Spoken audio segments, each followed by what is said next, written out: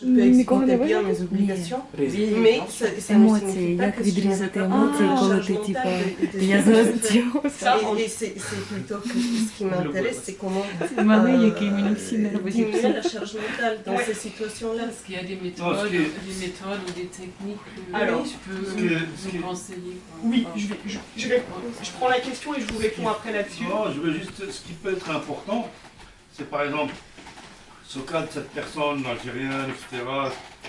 Je veux dire, ce qui peut être important, c'est qu'en d'autres lieux, on en parle. On ne peut pas le garder pour soi. Voilà, c'est exactement ça. C'est important. C'est ce que je disais avant. Il faut témoigner quelque part de cette imperfection ça. Ou cette injustice, ou je ne sais pas. Ouais, exactement. Ça, c'est important. Parce que moi, donc, je vous parle de mon expérience à moi. En effet, cette histoire-là avec le monsieur qui devait être envoyé en Algérie, moi, ça m'a beaucoup pris la tête.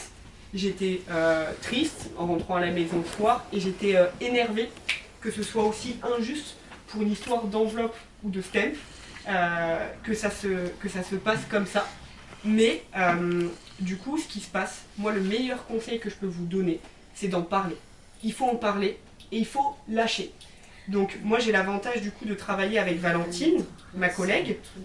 Vous avez l'avantage d'être au moins à 3 et avec des personnes du coup qui vont régulièrement. Et c'est pour ça que c'est important de prendre un temps après pour dire « Ok, comment ça s'est passé? Comment tu l'as vécu ?» Et parce qu'on peut vivre une scène de manière très différente.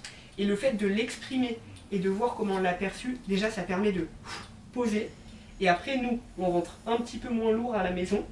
Et après, moi, ce que j'ai beaucoup fait au début, c'est que j'ai écouté beaucoup de podcasts. J'ai regardé beaucoup de documentaires. Il y en a à qui ça fait du bien. Il y en a à qui pas du tout. Il faut aussi trouver ses outils à soi pour essayer de couper. Et c'est un petit peu l'exemple de l'école était très bien dit.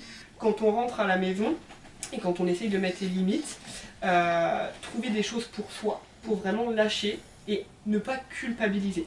Ça c'est important. C'est dur, c'est pas facile, mais au fur et à mesure, on arrive à bien le faire. Parce que si on culpabilise, après, on va pas être bien au travail. Dans le sens où on va avoir que leurs problèmes dans la tête, alors que nous, on n'est pas là pour gérer leurs problèmes. C'est horrible à dire comme ça. Moi, ça me fait beaucoup de mal aussi de ne pas pouvoir les aider sur certaines choses. Mais il y a une différence avec les enfants quand même.